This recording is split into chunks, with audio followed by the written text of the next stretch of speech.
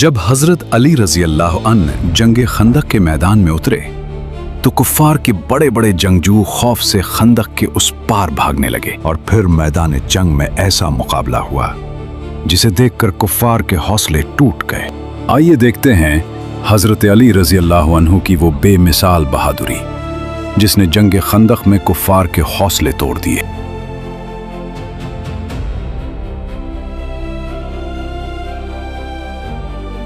जब मुशरिकीन मदीना पर हमला करने की नीयत से अपने अजीम लश्कर के साथ आगे बढ़े तो उन्हें यकीन था कि वो आसानी से शहर में दाखिल हो जाएंगे, मगर जैसे ही वो मदीना के करीब पहुंचे अचानक उनके कदम रुक गए। उनके सामने एक बहुत बड़ी और चौड़ी खंदक मौजूद थी, एक ऐसी खंदक जो उनके और मदीना के दरमियान एक मजबूत दीवार बन चुकी थी।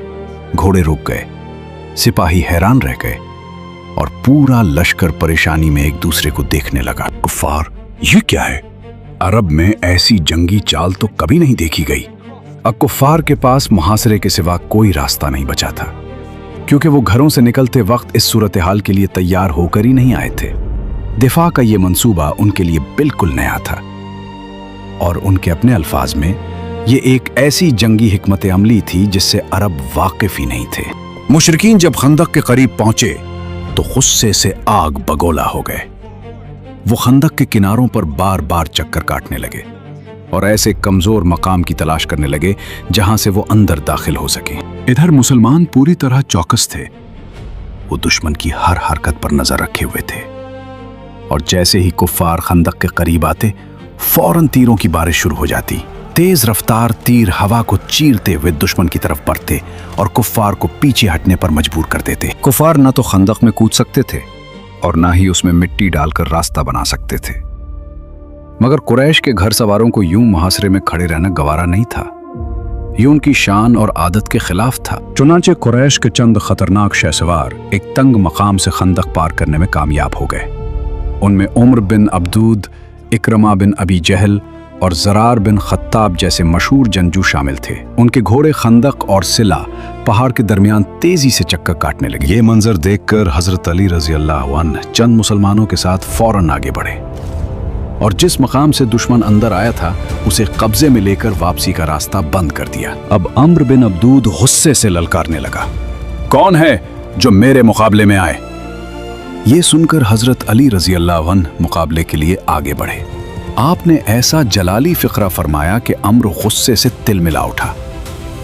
वो फौरन घोड़े से कूद पड़ा, अपने घोड़े की कूचे काटी और तलवार लेकर मैदान में उतर आया। अब मैदान में दो अजीम बहादुर आमने सामने खड़े थे।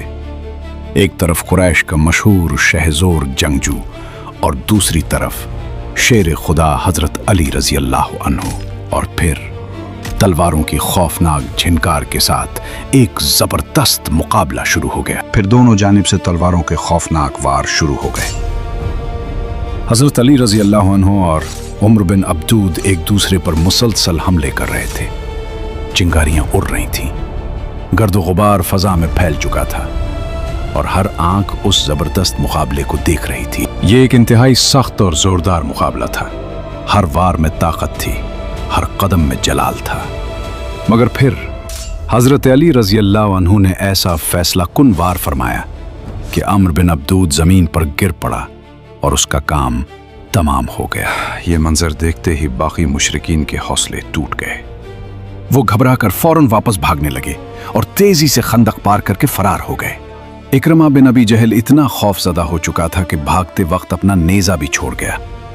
इसके बाद भी मुशरिकीन बार बार कोशिश करते रहे, कभी खंदक पार करने की और कभी उसमें मिट्टी डालकर रास्ता बनाने की, मगर मुसलमान पूरी पामर्दी के साथ डटे रहे। वो दुश्मन पर तीरों की ऐसी बारिश करते कि कुफ्फार करीब आने की हिम्मत ही न कर पाते। जंग खंदक के दौरान मुकाबले मुसलसल जारी थे। हर तरफ तलवारों की झिनकार थी, तीरों की बारिश हो रही थी और मुसलमान पूरी पामर्दी के साथ दुश्मन का मुकाबला कर रहे थे। मगर उन सख्त हालात के दौरान एक वक्त ऐसा भी आया कि बाज नमाजें अपने वक्त पर अदा न हो सकी।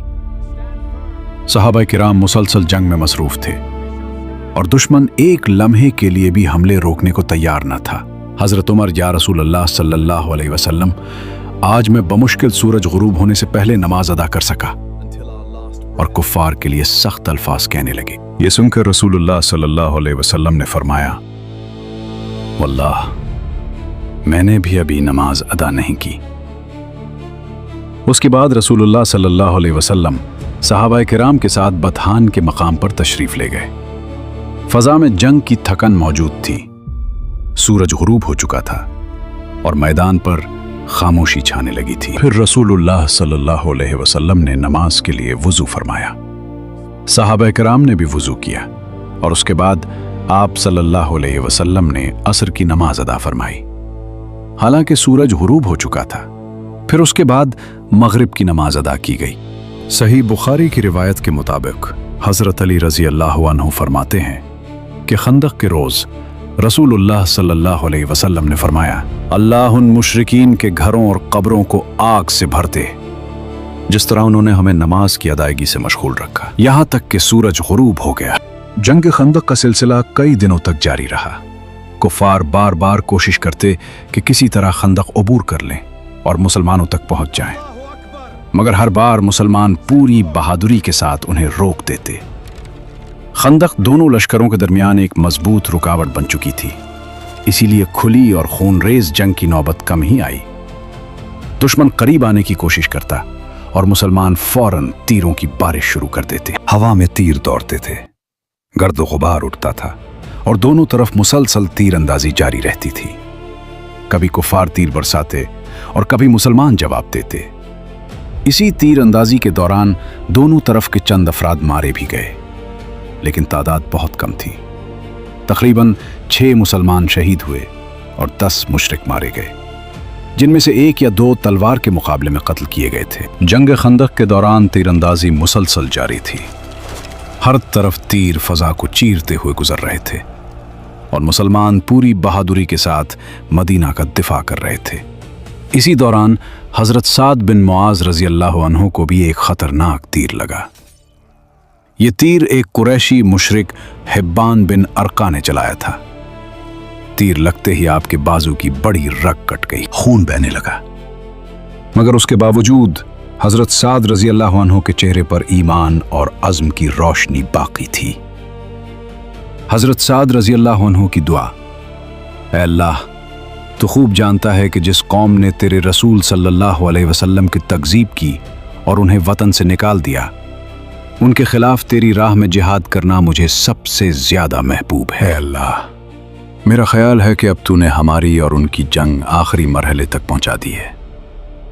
اگر قریش کے ساتھ جنگ ابھی باقی ہے تو مجھے زندہ رکھ تاکہ میں تیری راہ میں جہاد کرتا رہوں، اور اگر جنگ ختم ہو چکی ہے تو میرے زخم کو میری شہادت کا سبب بنا دے۔